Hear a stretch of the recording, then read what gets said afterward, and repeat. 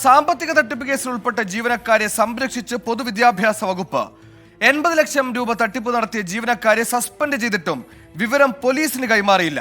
Pension പദ്ധതിയിലേക്കുള്ള ജീവനക്കാരുടെ വിഹിതം തട്ടിയെടുക്കാൻ ശ്രമിച്ചു എന്നാണ് ക്ലർക്കായ CR അനുഷ്കയ്ക്കെതിരെ പരാതി. സസ്പെൻഷൻ ഉത്തരവിന്റെ പകർപ്പ് 24-ന് ലഭിച്ചു. പെൻഷൻ പദ്ധതിയിലേക്കുള്ള ജീവനക്കാരുടെ വിഹിതം തട്ടിയെടുക്കാൻ ശ്രമിച്ചതിനാണ് 2023 ഡിസംബറിൽ ക്ലർക്കായ CR അനുഷയ്ക്കെതിരെ വിദ്യാഭ്യാസ വകുപ്പ് നടപടിയെടുത്തത്. പൊതുവിദ്യാഭ്യാസ വകുപ്പിലെ കേന്ദ്രാവിഷ്കൃത പദ്ധതി വിഹിതം കൈകാര്യം ചെയ്യുന്ന കൊല്ലം SSK സംസ്ഥാന ഓഫീസിൽ ഡെപ്യൂട്ടേഷൻ വ്യവസ്ഥയിൽ ക്യാഷ് കൈകാര്യം ചെയ്തിരുന്ന സമയത്തായിരുന്നു അനുഷ 80 ലക്ഷം രൂപയുടെ തിരിമറി നടത്തിയത്. ഈ പരാതിയിൽ SSK പ്രൊജക്ട് ഡയറക്ടർ റിപ്പോർട്ട് വന്നതോടെയാണ് അനുഷയ്ക്കെതിരെ നടപടിയുണ്ടായത്.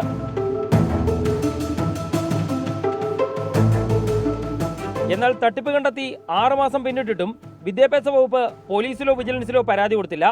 സർവീസ് ചട്ടപ്രകാരം സാമ്പത്തിക തിരിമറി കണ്ടെത്തിയാൽ പോലീസിൽ വിവരം അറിയിക്കണം. യൂണിയനുകളുടെ ഇടപെടലാണ് പരാതി പോലീസിലേക്ക് കൈമാറാത്തതിന് പിന്നിലെന്നാണ് ആരോപണം.